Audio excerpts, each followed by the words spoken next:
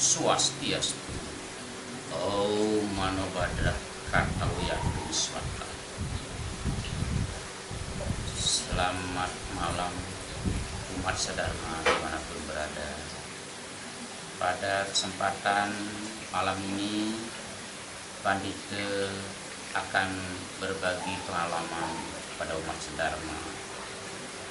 Karena setiap Pandita muput di suatu daerah, banyak yang bertanya tentang pelingit-pelingit yang harus dibuat di Merajang dan siapa yang berstana di Merajang.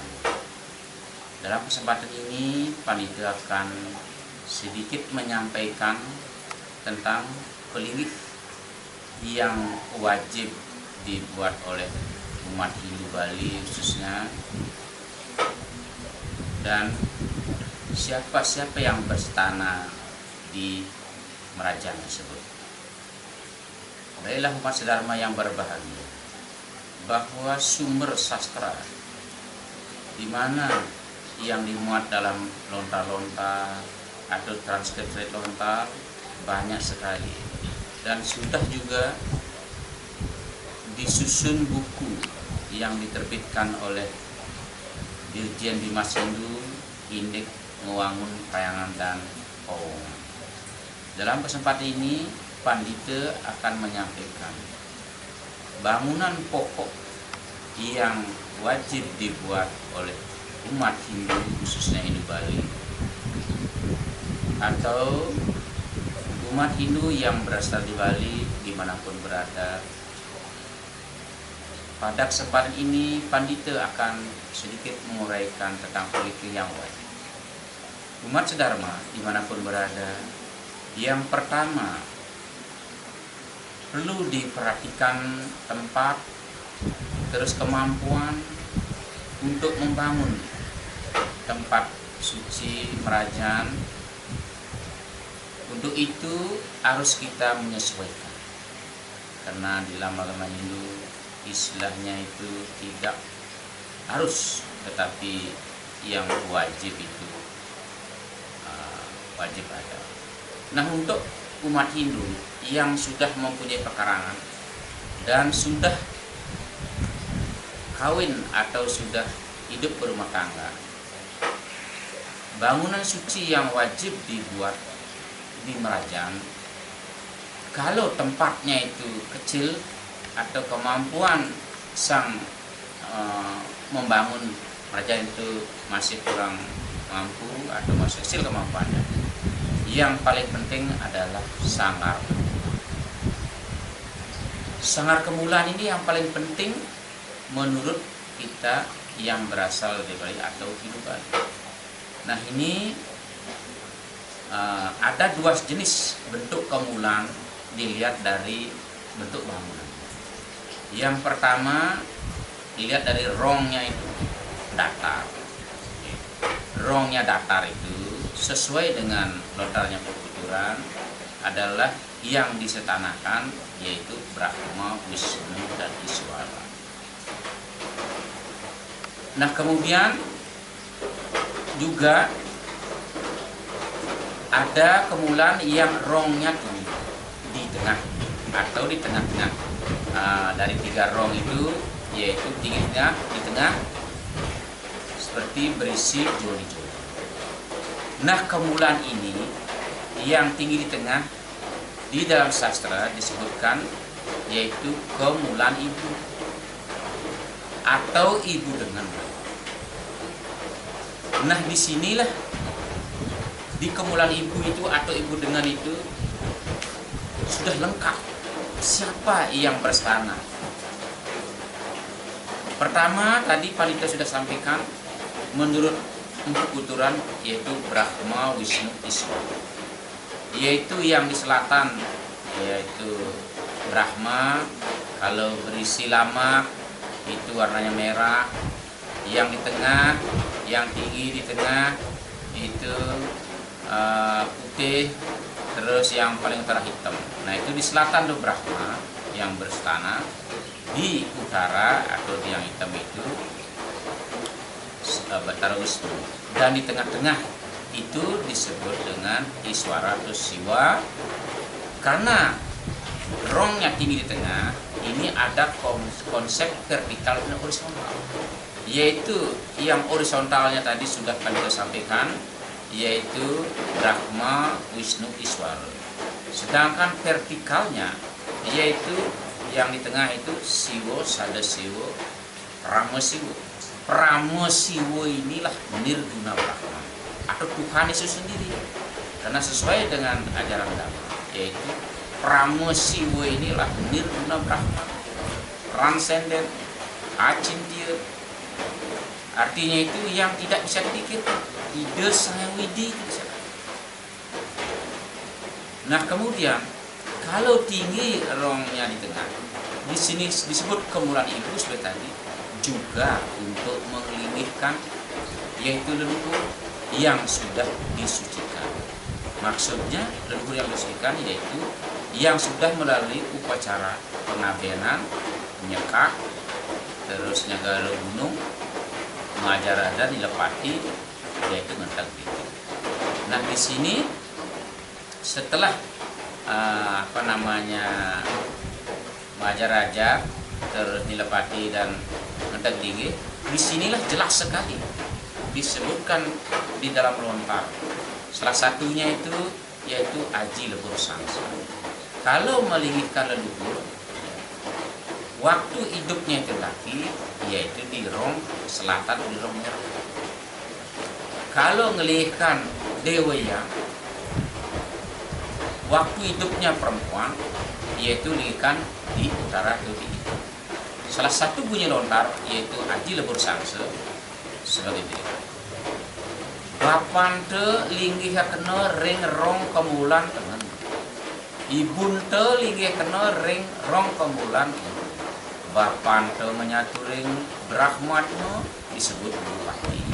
Ibunte menyatu ring Wisnuatma disebut Suksema. Menyatu ring kawitan temuni, di tengahlah kawitan temuni, yaitu Siwo, Sadasiwo, Pramasiwo. Sesuai dengan ajaran agama, yaitu ajaran Weda. Sesuai dengan ajaran Weda, Atman itu berasal dari Brahman, yaitu dengan celokanya Brahman, Atman, Akhir. Atau kita kembali kepada kepenciptaan, yaitu yang masuk ke badan kita ini adalah siwatmu. Kembalikanlah akmu itu ke siwa lagi.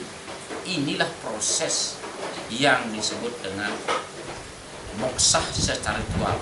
Karena zaman sekarang yaitu sulit manusia akan mencapai moksah. Diritualkanlah supaya sesuai dengan ajaran agama ini, yaitu tujuan agama itu yaitu moksakem jagat itu ya iktidar, yang artinya kita bahagia hidup di dunia ini, kemudian roh suci yang sudah disucikan menyatu ring Sang Pencipta atau kembali ke Siwo. Sesuai dengan konsep penciptaan, kita diciptakan yang pertama yaitu oleh Perdana dan Purusa. Perdana dan Purusa ini baru dimasuki oleh Siwo Atma, baru jadi kehidupan.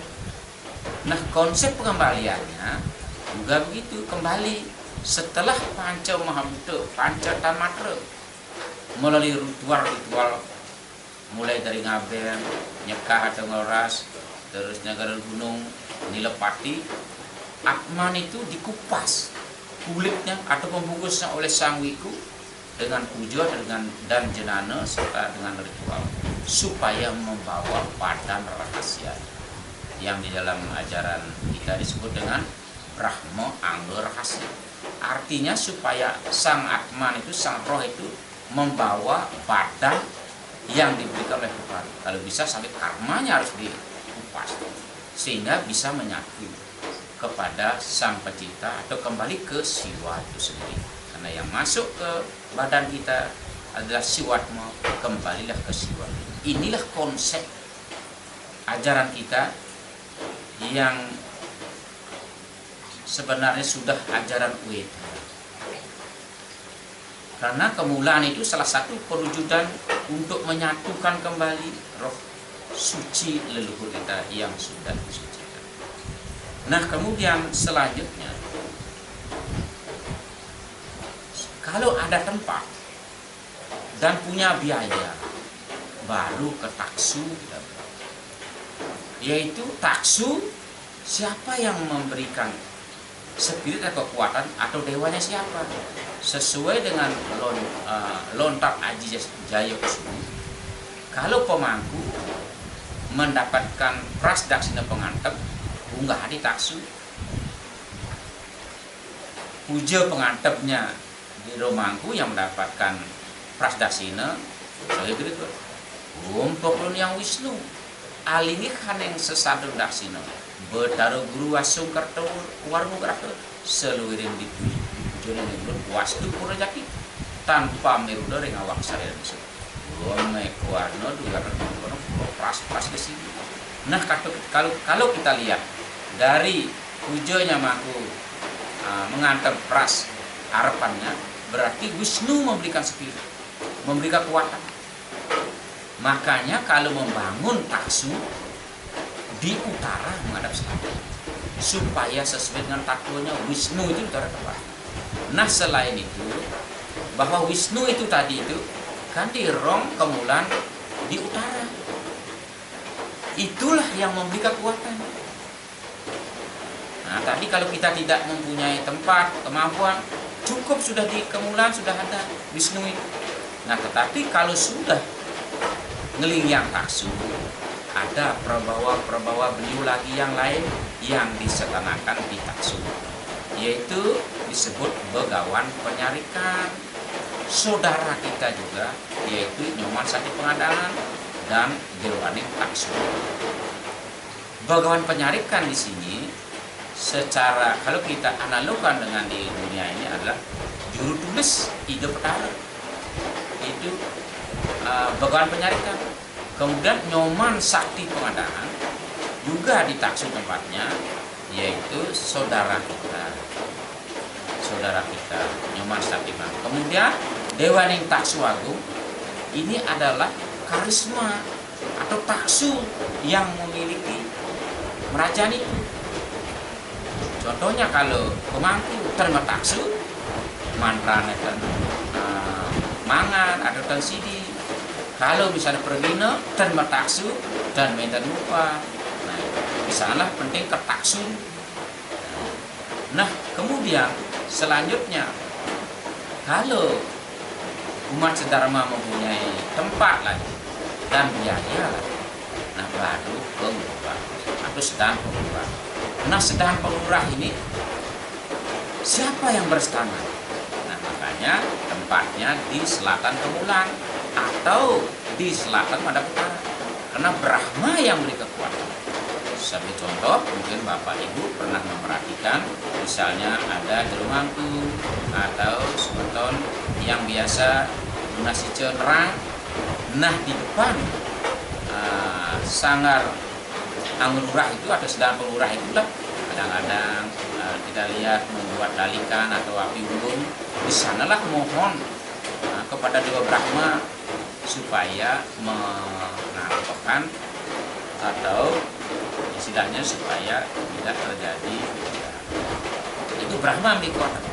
Nah, disinilah ketiga pelinggih ini disebut dengan lilin.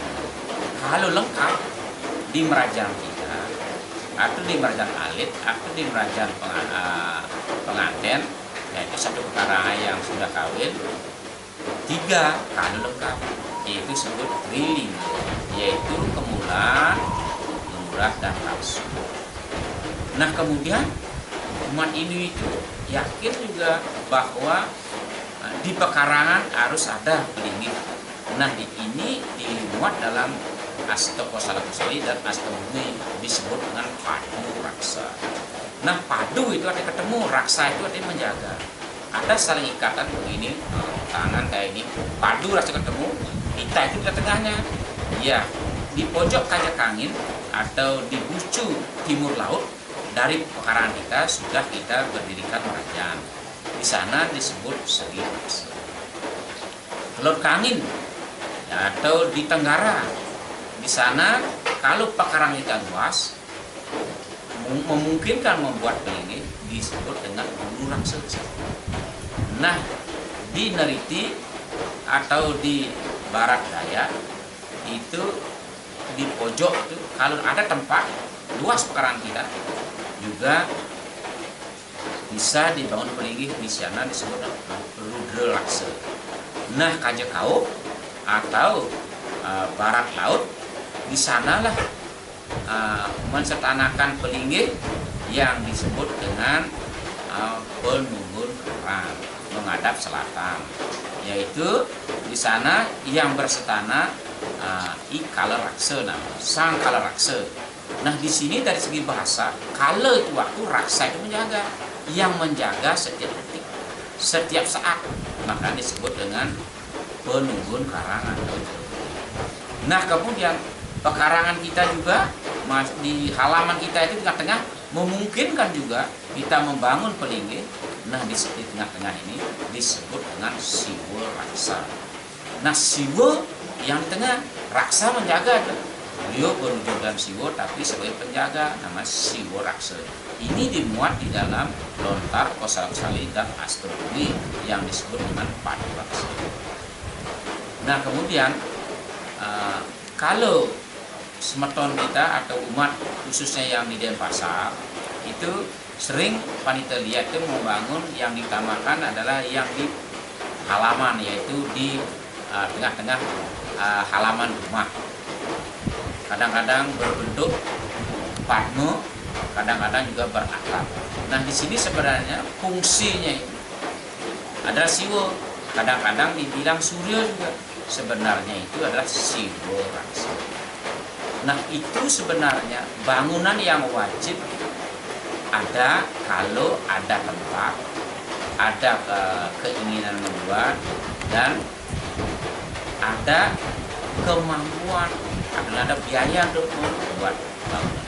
Nah, sebagai contoh, umat Hindu yang ada di rantau, yang ada di daerah transmigrasi seperti yang pernah panitia kunjungi di daerah Sumbawa, hampir di seluruh Sumbawa ada umat-umat ini panitia sudah pernah mengukur.